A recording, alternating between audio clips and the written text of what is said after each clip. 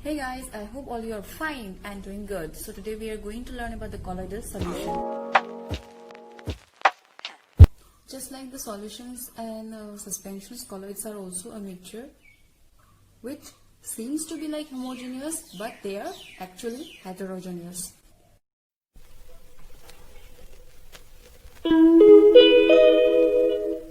So what is colloids? Let us take a beaker, okay, and another beaker. Suppose these are the two beakers. Suppose this is A and it is B. In this solution beaker, we take copper sulfate. Okay, so copper sulfate is a solution, is a mixture, it is a solution. Okay, so here what we are taking is copper sulfate.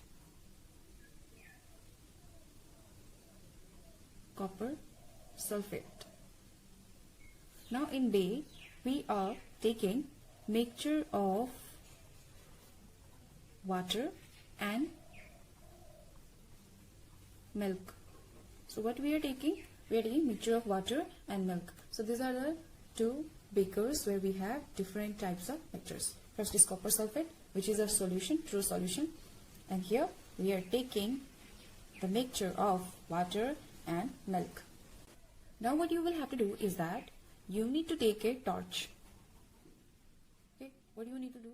You need to so lit the torchlight and let the light pass through the solution of copper sulfate.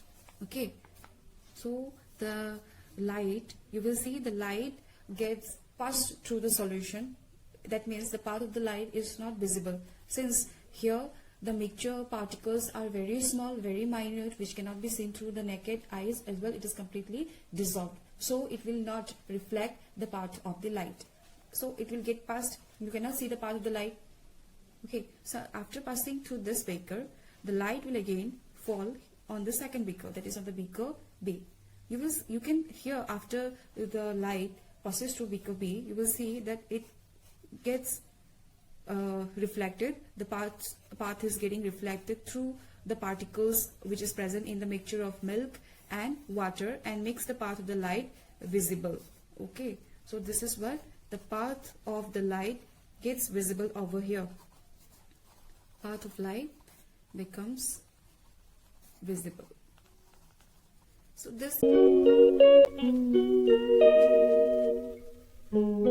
is about the mixture of milk and water. That means this mixture is what? Their particles are quite large enough, so they have the capacity to reflect the light and makes the path of the light visible. This character is also shown by the particles of sand and water. That means in that mixture also the light will be visible in this way. So that is an example of suspension. Here this is a example of colloids. Okay, colloidal solution. That means the mixture of milk and water is a colloidal solution, but we cannot see these particles through our eyes. It seems like the particles are very smaller, and they seems to be like, they appears like a homogeneous solution, but they are not. Actually, they are not at all. So in case of colloids, what happens is that colloids, the particles in colloids are uniformly spread throughout, and since the particles are so small, they seems to be like a homogeneous mixture, but actually not. They are a example of heterogeneous mixture. That means colloidal solution is a heterogeneous mixture, and one example is milk and water together. So that is a colloidal solution. That is all about the colloidal solution. So this effect is known as Tyndall effect. So this is a Tyndall effect. Okay, so this effect is what? It is Tyndall effect. So Tyndall effect, the name Tyndall comes after the scientist who first discovered it. Tyndall effect can be seen in a dense forest, through the canopy of a dense forest. That means when the forest the trees are very tall and it is very dense, and there is no way for the light to enter. Okay, so there is very less space in between the bushes, in between the trees, the branches, leaves. Okay, so when there are small holes, the light can pass through those spaces available somehow, and it shows the Tyndall effect. It can be also seen in a room. Sometimes in classrooms also we see that, or sometimes in our room. Okay, when the room is completely dark, all the windows and doors are closed, there's no way for the sunlight to enter, then there are certain holes through which the sunlight enters, and once the light enters through those holes, it gets scattered due to the particles which is present in the atmosphere, which is present in the air. The particles like dust, smoke in the air, they scatter the light, and hence we can see the ray, or we can see the path of the light, and it looks very beautiful.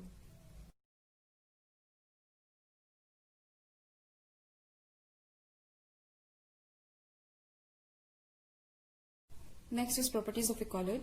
As I said, colloid is a heterogeneous mixture. So the first property, it is a heterogeneous mixture. Second, the size of the particles of colloid, these are very small. Okay, so that cannot be seen through our naked eyes. We cannot see the particles of colloids. That means the mixture of milk and water, and those milk and water mixture has the particles. We cannot see those particles through our eyes. The particles cannot be seen. The whole mixture as a whole can be seen, but the particles cannot be seen. But even if they are small, they are quite large. Okay, a little larger than the the particles of solution, and hence they can scatter the path, scatter the light. Okay, just like we saw in case of suspension. Suspension, what happens if we keep the mixture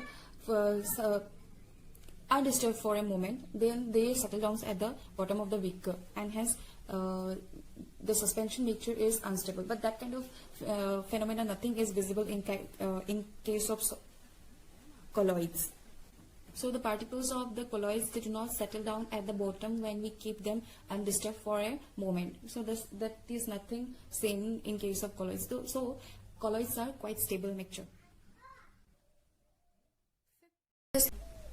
Fourth property is that they cannot be separated by physical processes, physical general techniques such as filtration. So they need a special kind of process, chemical process, for the mixtures to get separated, the mixture particles to get separated. So this one such example is centrifugation. So one such technique is centrifugation. So centrifugation is used to separate the particles of colloid. That means to separate the mixture, colloidal mixture. The technique centrifugation is used. Like the solution has two parts, solute and solvent. Similarly, colloidal solution has also two parts, that is dispersed particles and dispersed phase. Okay, so that means the dispersed phase and the dispersion medium. These are the two parts of the colloidal solution components. So the solute-like component, this is known as the dispersed particle, or the dispersed phase, we can say the dispersed phase, and the solvent-like medium, that is known as the dispersion medium. So dispersion medium, you can say that is the solvent part, and the dispersed particle or the dispersed phase, we can say it as the solute part.